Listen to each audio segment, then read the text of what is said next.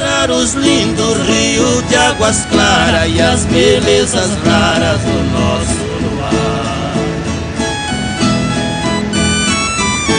Quando a lua nasce por detrás da mata, fica a cor de prata, a imensidão. Então fico horas e horas olhando a lua banhando lá no ribeirão.